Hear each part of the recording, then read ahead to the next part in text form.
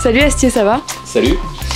Alors Astier, ça fait 3 ans maintenant qu'on a enregistré notre interview pour Ayaman Equestrian. On a regardé là, c'était pendant l'hiver 2021. Il s'est passé sans doute des choses pour toi depuis ce temps-là. Est-ce que tu peux revenir un peu sur les 2 dernières années, sur ce qui s'est passé sportivement pour toi? Donc depuis l'hiver, depuis cet hiver où on a enregistré, j'ai envie de dire que la chose principale qui m'est arrivée de positive, c'est que Alerta Malibor est revenu au sommet de sa forme. Il est revenu de blessure, qu'il avait tenu éloigné des terrains pendant un an et demi. Et il est revenu, il a fait un retour gagnant, il a gagné beaucoup de concours, y compris le 4 étoiles de Saumur. Et ensuite il a participé au championnat du monde de Pratoni. Babylone lui a attaqué le niveau 5 étoiles avec succès. Et aujourd'hui lui aussi a subi un petit pépin de santé, mais plus léger, et il est de retour sur les terrains en pleine forme. En gros, la nouvelle de cette année, c'est que j'ai ces 2 chevaux-là qui sont candidats et qui postulent aux Jeux Olympiques de Paris. Justement, est-ce que tu penses que tu peux nous parler de ton système actuel? Ça fait 3 ans maintenant que tu es installé ici au domaine de la Chapelle Saint-Richer. Est-ce que tu peux nous parler des chevaux qui constituent ton piquet? Alors aujourd'hui, mon écurie elle est constituée de 10 chevaux pour la compétition, et j'ai aussi 6 chevaux en location, enfin en pension. Voilà, donc c'est un petit peu, tu vois, un équilibre voilà, dans la source de revenus pour fonctionner. Ça évidemment ajouté à du commerce. Donc dans ces 10 chevaux, il y en a qui sont à vocation commerciale, il y en a quelques-uns qui ont été vendus après le Lion d'Angers, tu vois, avec des opérations à succès. Il y en a d'autres qui sont là pour viser le plus haut niveau. Sinon mon équipe elle est constituée de 3 personnes. J'ai la chance d'être entouré de ces gens-là pour pouvoir partir au concours sereinement.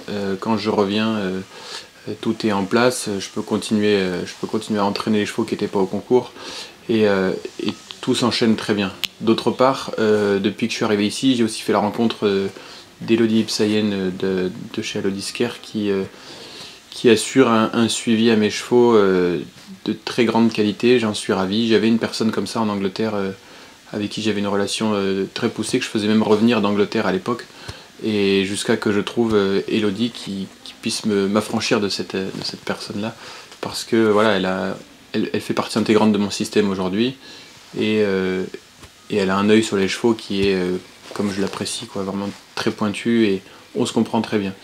Donc ça, j'en parle parce que c'est un pilier sans lequel je ne peux pas vraiment faire tenir le système actuel. J'ai aussi la chance d'avoir toujours mon vétérinaire Jérôme Thévenot qui est là à mes côtés depuis une quinzaine d'années, qui a un œil hors pair et qui est exceptionnel. Un véto ici qui s'appelle Emmanuel Boutin qui suit mes chevaux quand Jérôme, qui est toulousain, n'est pas là, et on assure une super collaboration à plusieurs. Et un maréchal exceptionnel, Jérôme Champion, qui porte très bien son nom. Donc voilà un petit peu les grands piliers de mon système. À quelques mois maintenant des Jeux Olympiques de Paris, tu nous l'as dit, tu as 2 chevaux donc, qui sont sur les listes en route pour Paris 2024. Si on peut faire une comparaison par rapport à Rio notamment, aujourd'hui, dans quel état d'esprit t'es? À Rio, c'était un peu différent. J'avais un cheval seulement, mais un cheval qui était ultra performant, qui gagnait les plus gros concours de la planète. Donc l'idée c'était plus de le préparer pour y aller. Là, il faut dire que la concurrence est un peu plus rude, que j'ai un statut légèrement différent, ce qui fait que je dois préparer mes chevaux pour qu'ils soient le plus compétitifs possible à Paris, mais aussi séduire le sélectionneur. Je ne suis pas qualifié, ce qui ne m'est pas arrivé souvent pour un championnat auquel j'ai participé, pas qualifié l'année précédente, parce qu'on peut se qualifier l'année d'avant ou l'année en cours. Mais pour autant, je me sens assez serein, enfin en tout cas assez confiant. Mes chevaux sont super. Je les connais sur le bout des doigts, et je pense qu'ils ont tout pour réussir et déjà participer et bien réussir à cette échéance. Après, il y a encore beaucoup à faire avant de parler de performance. Il faut, comme je le disais, se faire sélectionner, qualifier d'abord, ensuite sélectionner et ensuite performer. Un des 2 chevaux qui sont présélectionnés pour les Jeux Olympiques de Paris, il y a notamment donc, Babylone de Gamma. Est-ce que tu peux nous parler de ce cheval-là? Je crois savoir que vous avez une histoire un peu particulière. Faut que je t'avoue, avant de te répondre, que j'ai une histoire très particulière avec les 2 déjà. Les deux, je les ai détectés très jeunes. Pour revenir à Babylone, je l'ai trouvé sur le Bon Coin, une petite annonce comme ça, et j'aimais l'origine, j'aimais le modèle. Et donc j'en ai parlé au propriétaire de Piaf, et je lui ai dit il y a probablement une bonne affaire à faire. Et effectivement, ça s'est révélé être un coup gagnant, une bonne pioche. Et le cheval ensuite a été acquis par d'autres propriétaires qui sont des amis de longue date. Et en partie, puisque j'en ai gardé une partie, j'ai gardé un bout du cheval. Et voilà, et après s'en est suivi la carrière qu'on lui connaît, avec du succès plutôt à tous les étages. Le deuxième c'est Mitch, ça c'est un cheval que j'avais détecté à 2 ans chez son éleveur.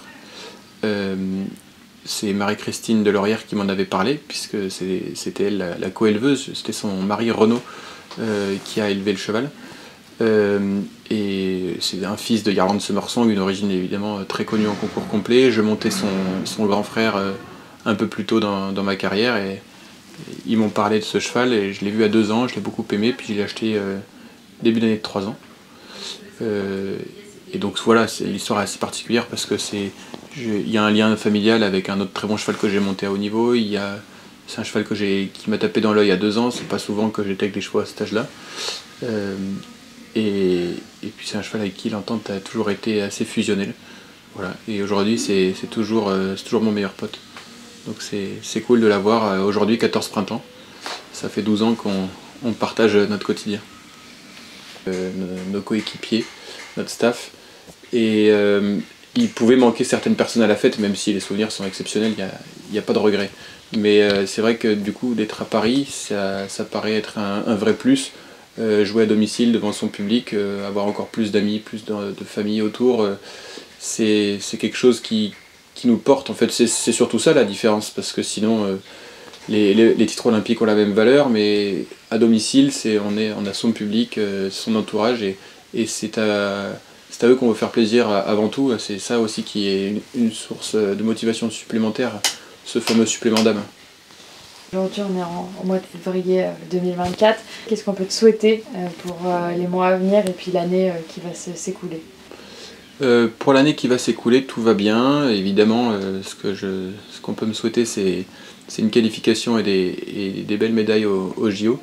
Et après ça, c'est de finir par enfin m'installer. Je suis locataire dans un endroit merveilleux, mais l'objectif, ce serait de m'installer chez moi. Et j'espère que l'après-JO sera propice à l'épanouissement de ce projet-là.